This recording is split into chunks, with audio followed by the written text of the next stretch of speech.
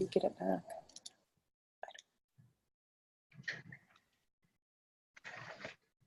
Okay. Good morning. Okay.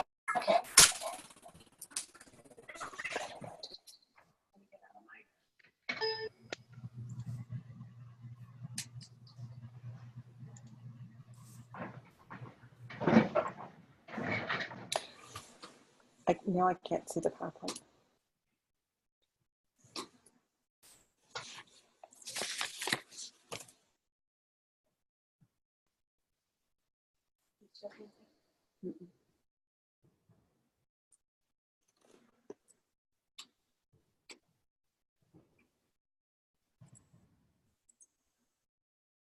There we go. All right. Good morning, everybody. It is great to have everybody on again this morning for our final in our webinar series about county fairs. Today we'll be talking about challenges and opportunities, extension board or fair board, who does what, dealing with complaints and conflicts, and steps to develop a grievance plan. So again, we are really pleased that all of you are here.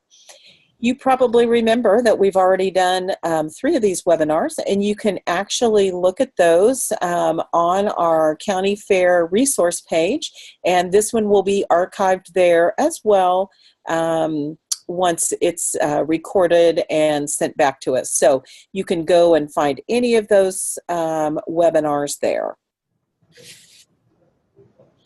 Just a reminder, some of the objectives for this series have been that we do know that you put a lot of effort into your county fairs, and we do want to make them the very best that they can be. We also know that potential 4-H families are coming to county fairs, and so we want to use that information so that we're ready for them. And the county fair also provides fair attendees a glimpse into the health and the vibrancy of your local 4-H program. And we definitely want people to know that we have a strong 4-H program.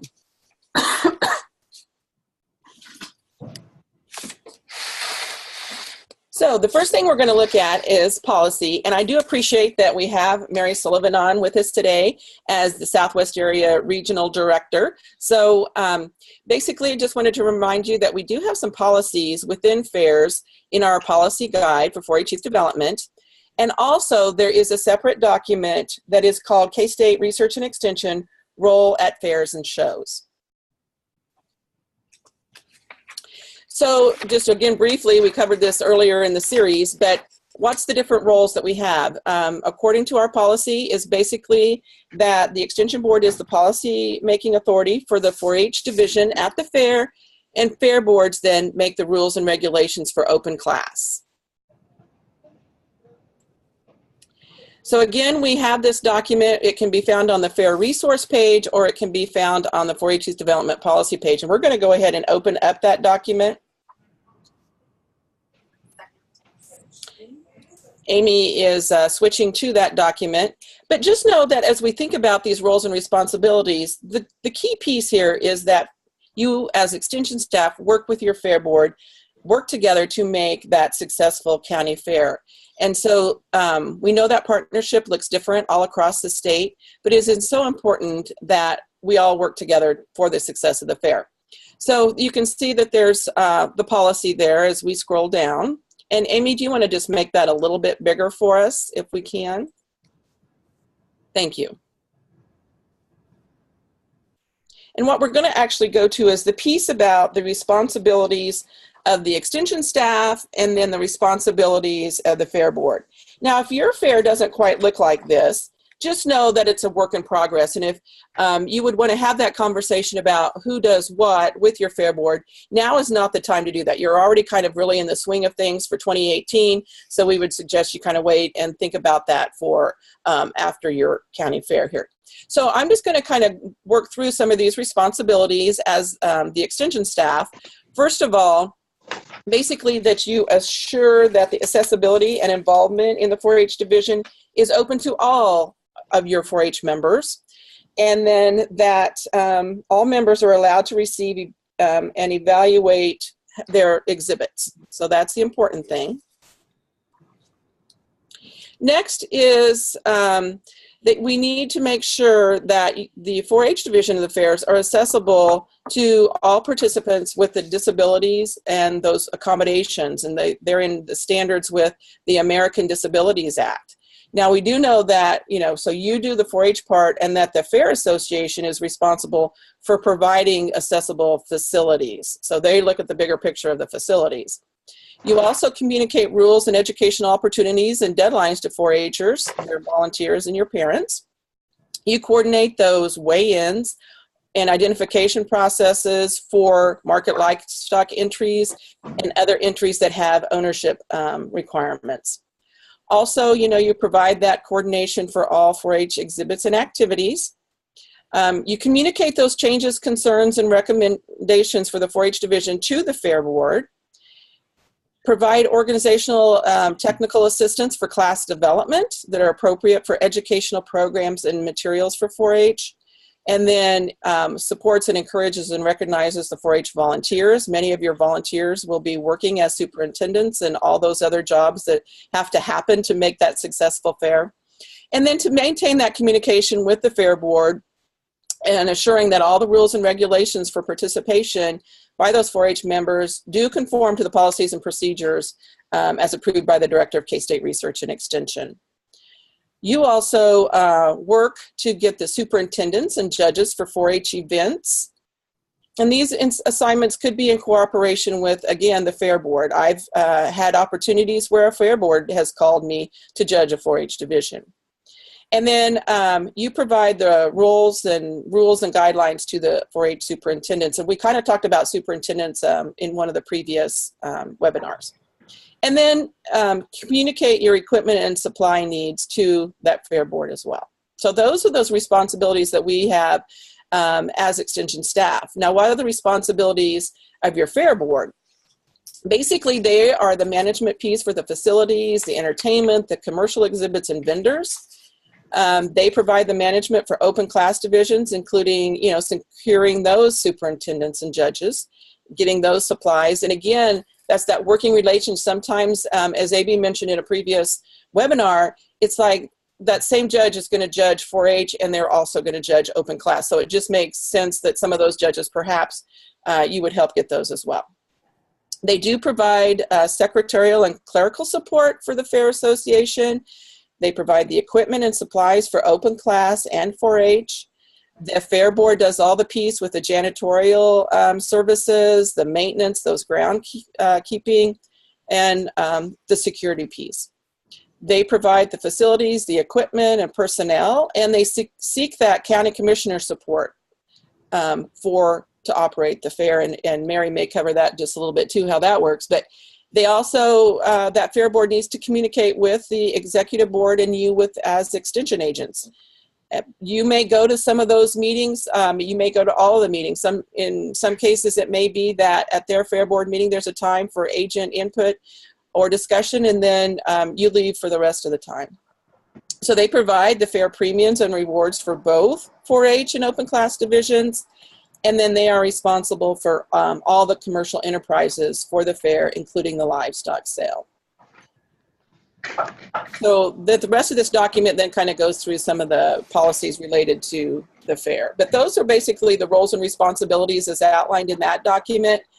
If you would see that you would like to kind of have that conversation with your Fair Board, what I would suggest is you have somebody to come in and do that facilitation, so it's not you as extension staff or a Fair Board member, that maybe, start with saying, okay, what are your responsibilities? How do we see that? How do we see ours? And then have that conversation. Again, it's all towards a successful fair. And if you have any questions, you go ahead and write those in the chat box, or we'll take questions at the end of the webinar as well.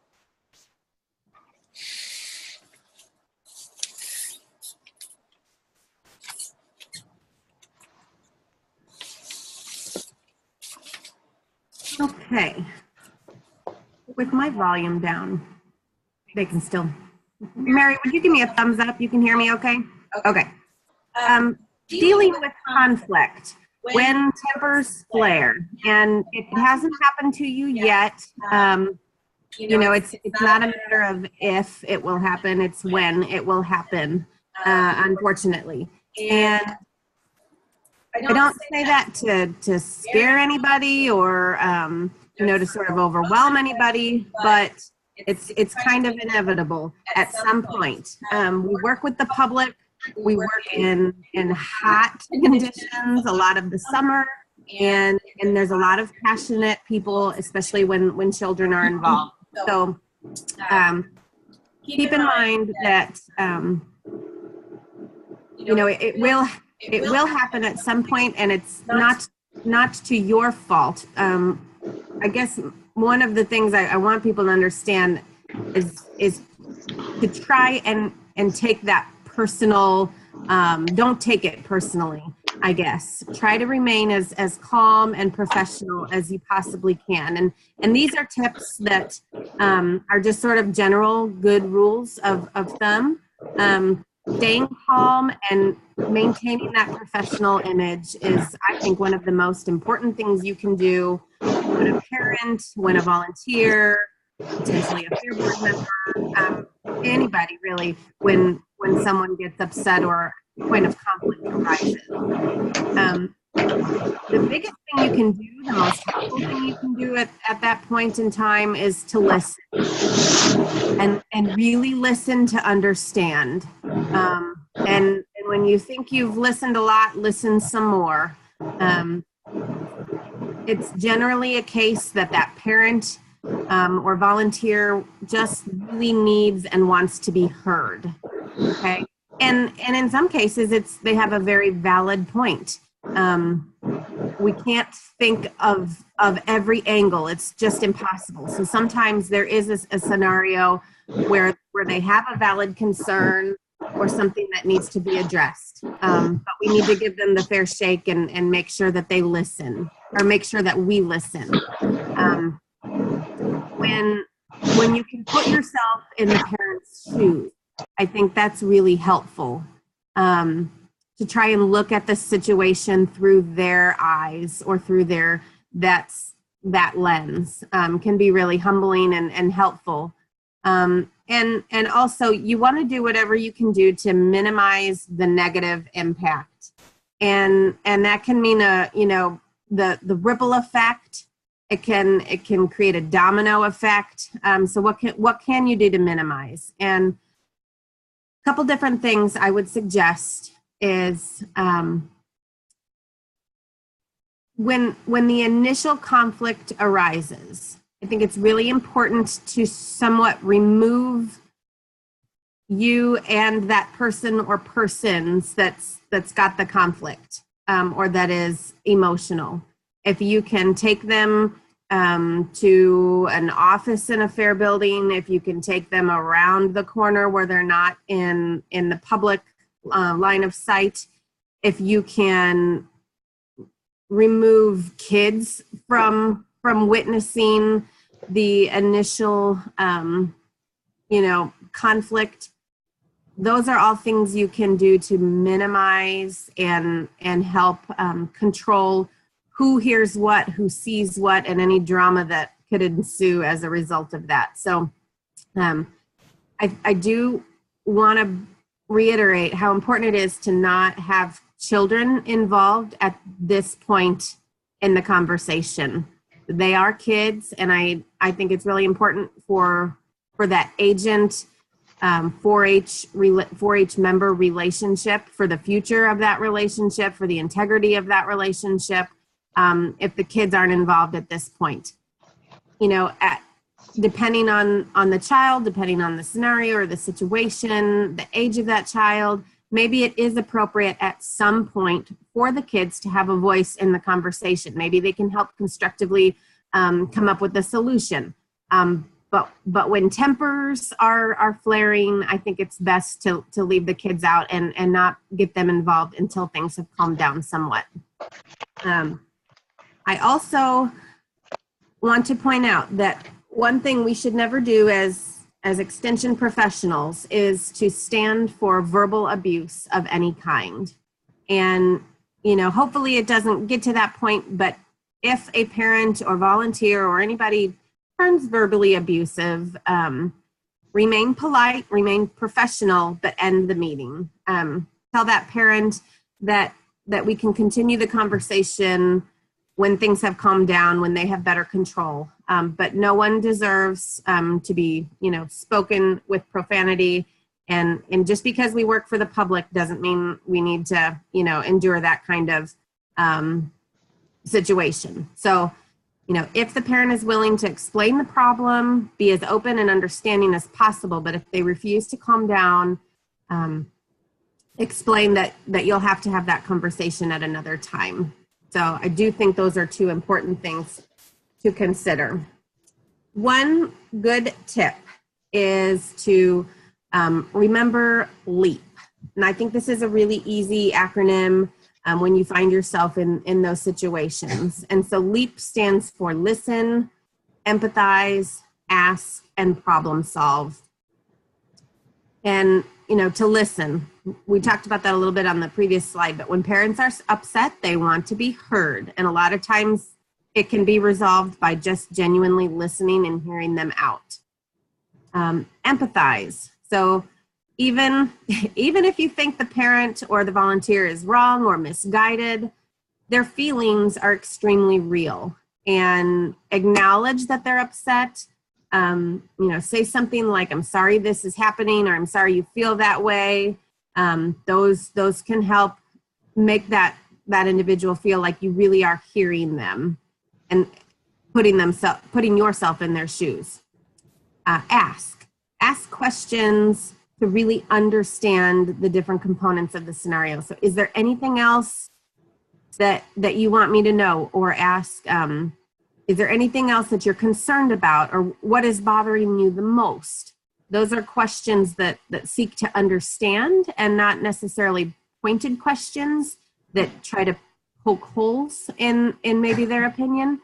So again, ask questions to really understand and help diffuse the anger. And then obviously that next step is to problem solve. And obviously we want to move to some type of resolution. So, here, now that we understand the different sides, what's the next step in finding that solution? And I think that's a good segue into our next slide, which talks about grievance committees.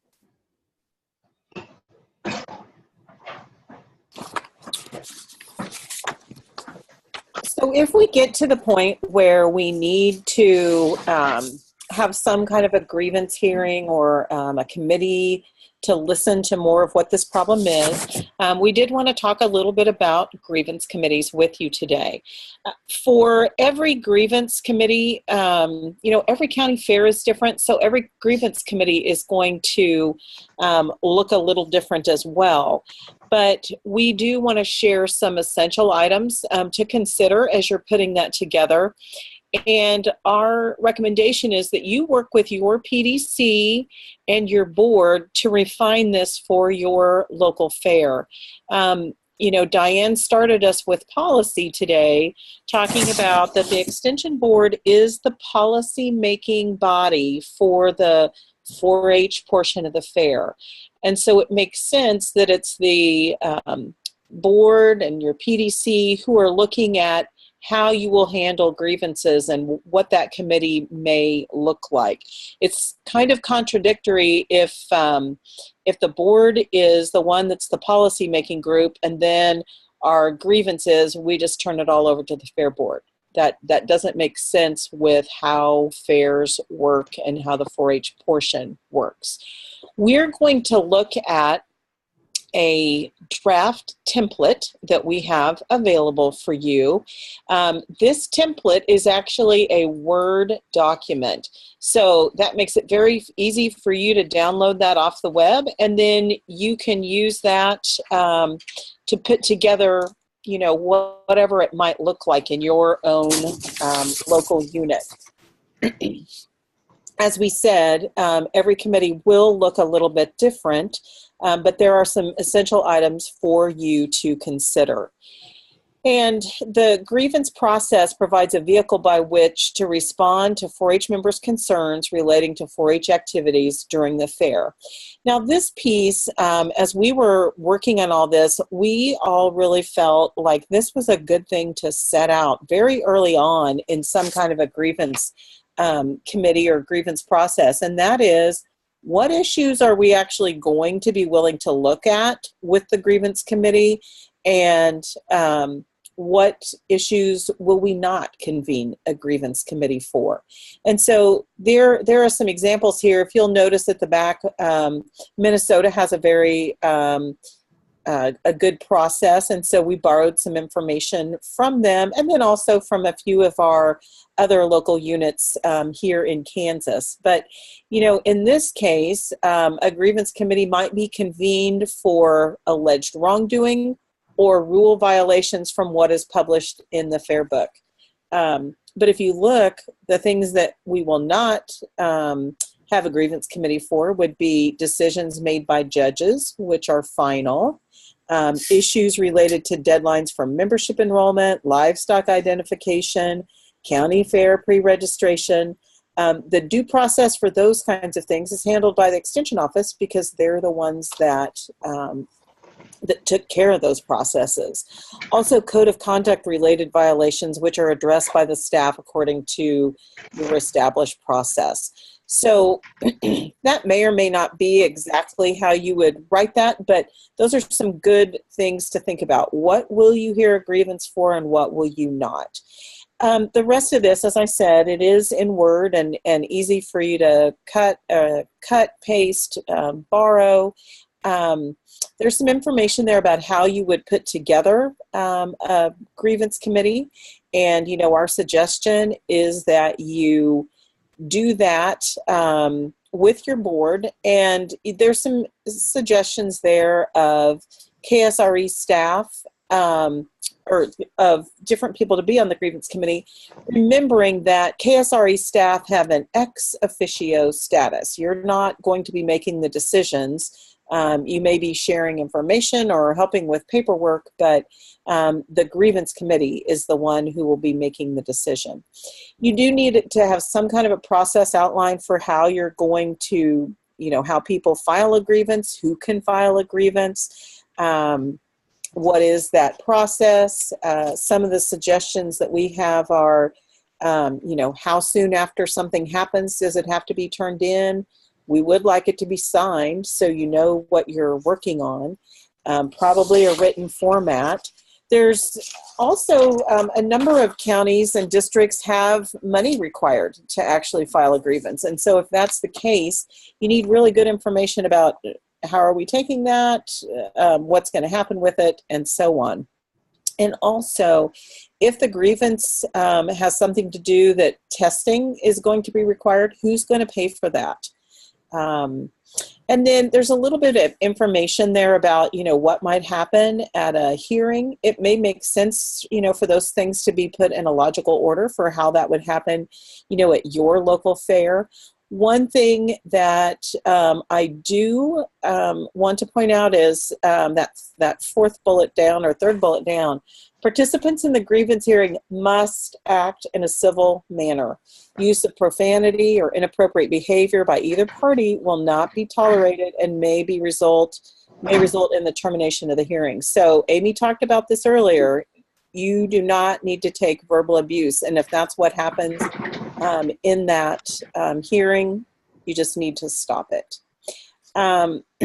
Anyway, some good information there. Just, again, things for you to consider. We know every fair is different. You have different traditions and ways that you have handled things in the past. And just to reiterate what Diane said earlier, you know, sometimes we're at a certain place right now, and we know that we can get to another place. And so just be thinking about how you can incorporate some of these things in the future, you know, to get you really where you want to be able to handle complaints or grievances as they come up. This piece is on the county fair website that we have shown you before, and Amy will show you that. The other thing that I wanted to share is that we did put up just 3 examples from different units across Kansas, and so that's another resource for you. It's down at the very bottom of the page, and you'll just see it's example grievance plans from Kansas. And so, as I say, those are just 3 other units that you could look at what they do, and none of them are as thorough, I would say, as the grievance plan template that we provided you. So again, you have to do what makes sense for you.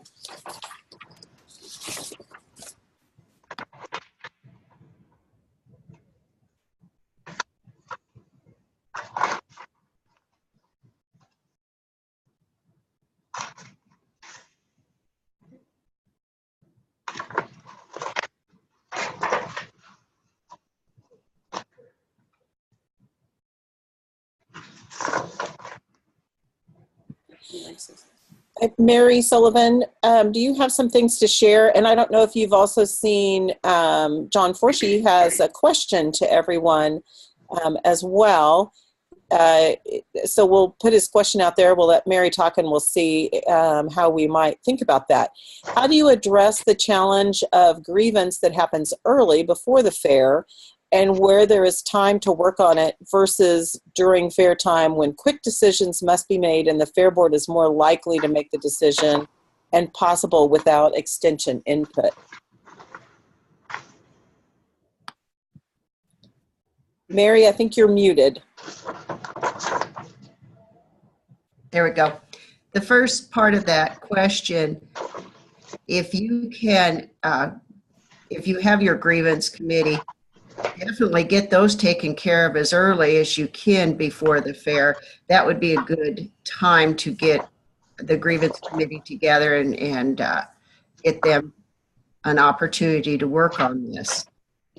Then the ones that happen and have to be, by having a grievance committee set up, whether you have it all extension or you do involve a fair board member in your grievance committee as a partnership, then you have an opportunity, because it's already set up, that this becomes the model. When there is a grievance, it's taken care of, and if it isn't resolved immediately with the people at the fair that are working with that person, then it goes right immediately. The grievance committee takes care of that. Again, we went back to what Amy said about public. How does the public see 4-H and the fair? We need to keep that protected, and by having a grievance committee to take that person or group to another place where they're not in the public eye, and work through these steps that you've put forth here, and get a resolution.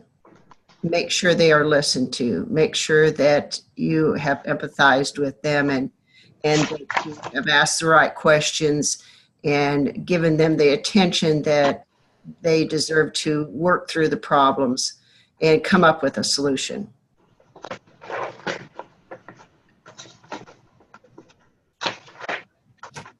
Having this grievance committee in place ahead of the fair is like, preparation is everything. Being prepared, knowing that when something does come up, you have something in place, and being sure that there are members of that grievance committee there on the grounds to take over when a situation happens. This is a safeguard that you can put into what is happening in your fair. Other questions for units like districts, multiple fairs, do you suggest one committee for all? I would suggest one for each fair, John. I don't have any experience with the districts, but it would seem, and some of those members could since you have a district board, could, serve on those grievance committees in the various counties. I just don't know for sure. Just be sure you have a grievance committee to handle that. You'd have to tell me whether that would be best or not from a district standpoint. I think, when we're thinking about a district, part of having an effective grievance committee is having people who are going to be there and be available. And so I guess that would be my concern in a district. If you have one committee, are they really there and available, or does it make sense to really pull those volunteers that are going to be right there at that county fair, and will be able to handle it? One of the other questions, and I think Mary addressed part of John's question very well. If you have that committee ahead of time, hopefully then they are ready to act. It's when you don't have something in place that all of a sudden you're scrambling and somebody else might make the decision for you. Margaret, your question about how many counties have a formal established grievance committee, it was interesting. We, as the folks who were putting this together, did ask that question, and we had a number of people who sent it back and said, we don't have one. So that's part of the reason that we put the template together, just thinking that it might be helpful. And Cherry says, I think every fair would need a different one, as all fairs run different, even in a district. I agree with that, Cherry. And I would say, when we're back to that continuum of maybe where we are and where we want to be, that's probably different in every county within the district as well. I think your most important thing is that they are present. And like in a district, you would want the ones that would be present at each, respective county.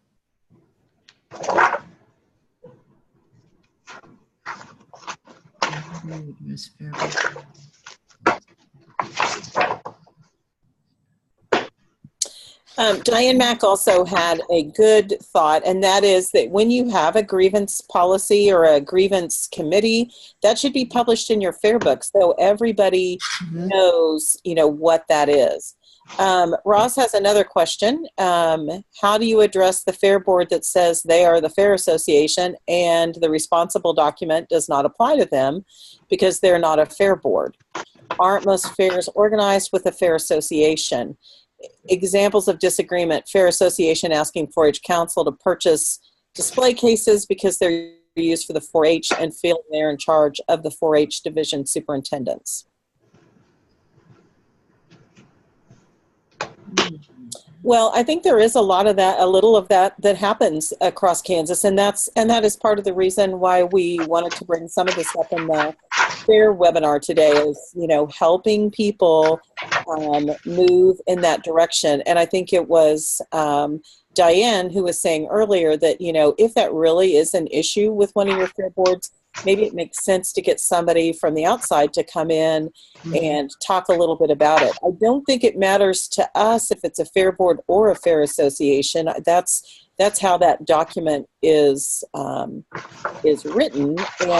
And again, we have to work however we can to get the best partnership possible, and know that we may not be where we want to be, but we can hopefully move toward that. Do other people have thoughts about that? I think it's really important that the Extension Board and the Fair Board work together as a partnership throughout the year as they're planning the fair, working through different pieces that involve 4-H. By keeping an open communication and building that partnership to a strong level, that helps the fair. It helps the agents. It helps the Extension Board. It helps the Fair Board to know and understand who's doing what. And in my experience, it seems like that communication back and forth is one of the most important things, and acknowledging one another and respecting and appreciating.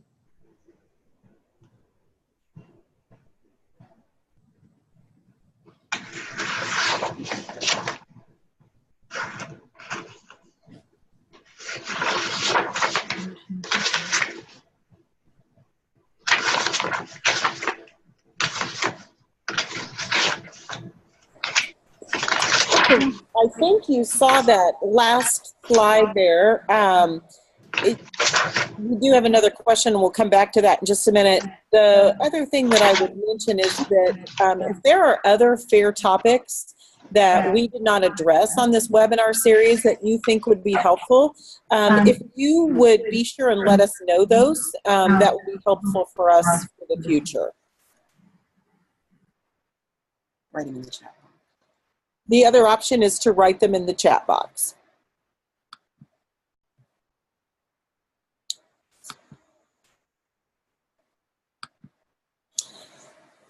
Christy Packard asks, how do you deal with Fair Board that doesn't even give you a chance to make the rules, regulations, superintendents? They took it upon themselves to act outside of the meetings to get it done.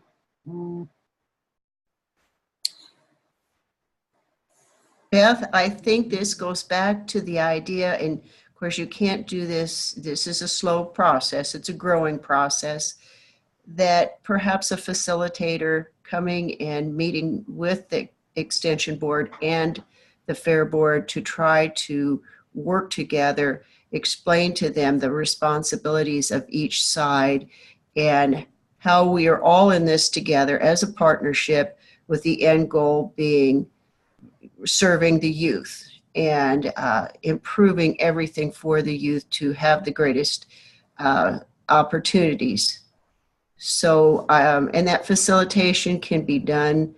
You need probably an outside person, either a specialist or a regional director, just a facilitator that isn't in the immediate pieces of this.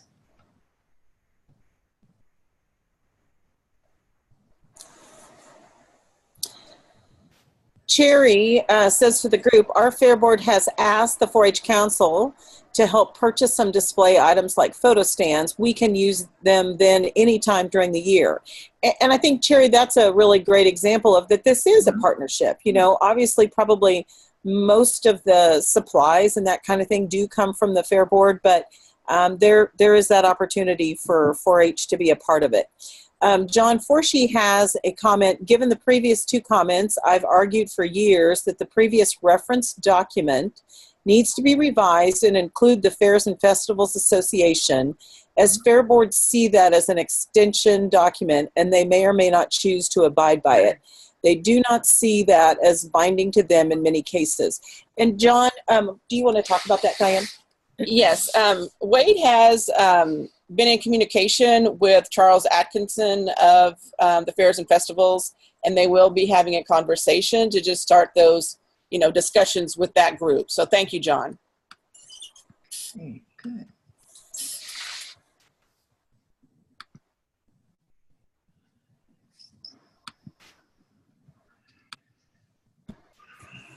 I think that's a good example that it's communication, communication, communication, and it's not just at the local level, it's at our level as well. So we appreciate the discussion that people have brought forth today.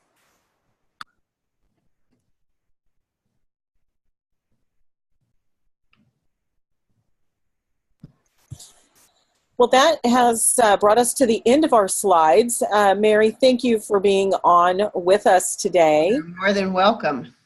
And thank you to all of you who have taken part today or in any of our other webinars this year. We think it's been a fun thing for us to do, and we hope it's been helpful to all of you. We will stay on for just a few moments as people are leaving to see if there are any more questions. As I said earlier, if there's things that we have missed, please tell us, because we would like to make sure we can be helpful in the future with that. So again, we would just say, have a great day, everybody. Thanks for joining us, and let us know if there's other things we can help you with.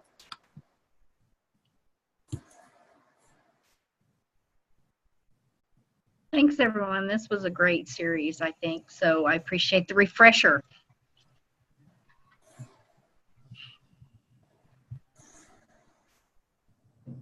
Good. It's always our goal to try and be helpful. So we're thrilled to hear that it has been.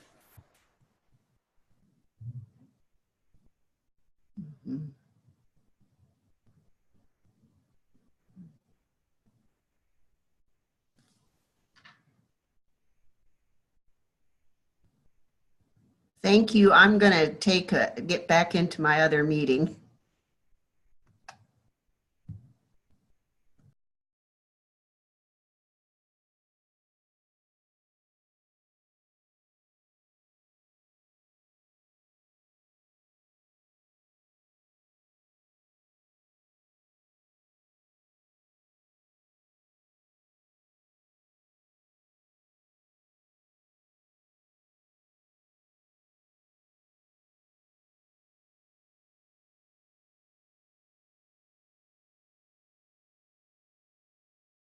Mhm. Margaret, thanks for that question. One of us will follow up with you on that.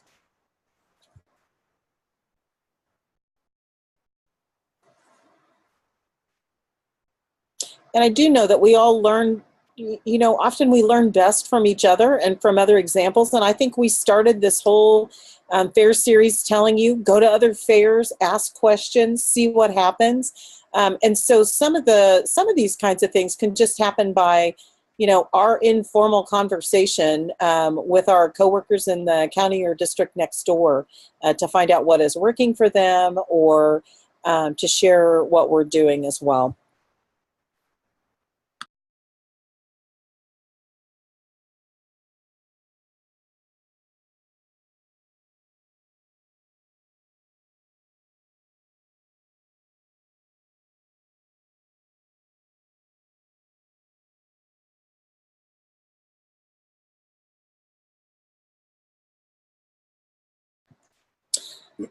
Okay, I think that we've captured all the questions today. I think Amy will close out the webinar. So again, thank you all. Have a great day.